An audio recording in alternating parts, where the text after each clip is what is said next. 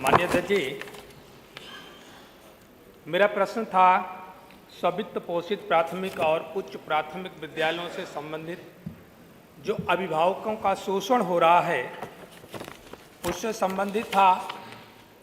मान्यवर, इस प्रश्न में पीड़ा उन छोटी मोटी नौकरी करने वालों, गरीब और किसान की पीड़ा जो पहले कभी अपने बच्चों को अच्छी शिक्षा दे करके अच्छा भविष्य बनाने का सपना देखते थे और प्राथमिक और उच्च प्राथमिक जो हमारे परिषदीय विद्यालय हैं, जो सरकारी विद्यालय हैं, वहाँ पर पढ़ाते थे। लेकिन सरकार ने सोची समझी साजिश के तहत उसकी गुणवत्ता खराब करके उनका वह हक छीनने का काम किया। अभी भी माननीय मंत्री जी के द्वारा सदन में ही अवगत कराया गया कि 10,000 प्राथमिक विद्यालय इन्होंने बंद किए और दूसरी तरफ यह दावा भी कर रहे हैं कि हमने 2017 के बाद से गुणवत्ता सुधारी। माननीय, हम उसी पर आ रहे हैं। कब बोला आपने? ये मैं बाद में इसलिए बता रहा हूं कि आपने सोची समझी साजिश से जो सब कब बोला कि 10,000 माननीय, उसी पर तो मैं आ रहा हूं। बात तो सुन ले। ये आपने साजिश इसलिए किया कि गरीब किसान अपने बेटे बेटी को पढ़ा न सके और स्व-वित्त पोषित जो निजी विद्यालय हैं उनके द्वारा चूंकि मनमानी शुल्क वसूली की जा रही है तो उनका बेटा बेटी पढ़ेगा कहाँ से? चूंकि वो पढ़ लिख करके पक्की नौकरी मांगता है, आरक्षण मांगता है, सरकार उसे दे नहीं सकती है। मानो जब ये स्व-वित्त पोषित विद्यालयों में जाते हैं तो 8-8 हजार रुपये महीने तक शुल्क वसूली जाती है और साथ में प्रवेश शुल्क अलग से, पुनः पंजीकरण शुल्क अलग से, परीक्षा शुल्क अलग से, यूनिफॉर्म शुल्क अलग से, पुस्तकों के नाम का शुल्क अलग से, बिल्डिंग शुल्क अलग से। इस तरीके से आप देखेंगे तो विश्वविद्यालयों में स्नातक की डिग्री लेने वाला पूरे 1 वर्ष की फीस जितना नहीं भरता, उससे ज़्यादा कक्षा 1 से नीचे पढ़ाई करने वाले गरीब किसान के बेटे को वो फीस भरनी पड़ती है। और सबसे बड़ी विडंबना तो ये है, हम सब लोगों ने अपने बड़े भाइयों की बड़ों की किताबों को पढ़ करके हम लोगों ने आगे बढ़ा है। लेकिन आज की स्थिति यह है कि वो विद्यालय मानवर हर वर्ष सिलेबस बदलते हैं, किताबें बदलते हैं, पाठ्यक्रम बदलते हैं।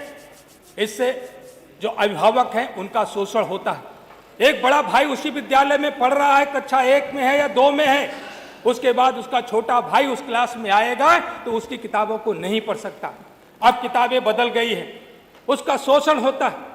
मान्यवर, इसलिए यह जरूरी है कि गरीब किसान मजदूर जो छोटी मोटी नौकरी करने वाला है उसका बेटा बेटी पढ़ लिख करके अपना भविष्य कैसे सुधार सके, सरकार को इसकी चिंता करनी चाहिए।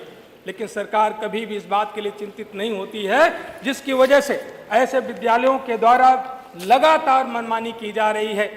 मान्यवर, इन बड़े विद्यालयों के लिए भारत सरकार ने जो निःशुल्क और अनिवार्य बाल शिक्षा अधिकार अधिनियम 2009 बनाया था कि जो गरीब है किसी भी निजी स्व-वित्त पोषित विद्यालय में, महंगे से महंगे विद्यालय में 25% तक वह एडमिशन करा करके पढ़ सकता है। ये अधिकार आरटीई के तहत, राइट टू एजुकेशन के तहत निःशुल्क अनिवार्य बाल शिक्षा अधिकार अधिनियम 2009 बनाया गया था। लेकिन सरकार कभी उसका अनुपालन कराने के बारे में नहीं सोचती, कभी उसका परीक्षण नहीं कराती।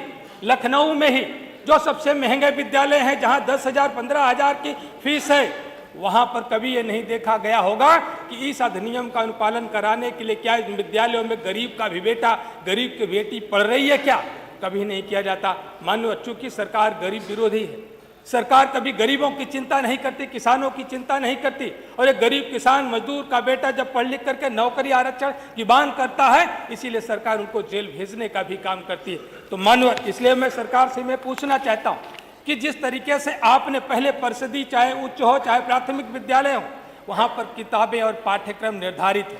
कक्षा 1 की किताब क्या है, उसका पाठ्यक्रम क्या है, निर्धारित है। कक्षा 2 का, 5 का, 6 का, 7 का, 8 का, सबका पाठ्यक्रम निर्धारित है। क्या सरकार इस तरीके की कोई व्यवस्था नहीं कर सकती कि जो निजी स्व-वित्त पोषित विद्यालय हैं उनके भी पाठ्यक्रम निर्धारित कर दिए जाए, पुस्तकें निर्धारित कर दिया जाए, और जिसकी वजह से विद्यालयों के द्वारा मनमानी पुस्तकों के नाम पर, सिलेबस के नाम पर मनमानी फीस की वसूली ना की जा सके। ये मेरा पहला सवाल है।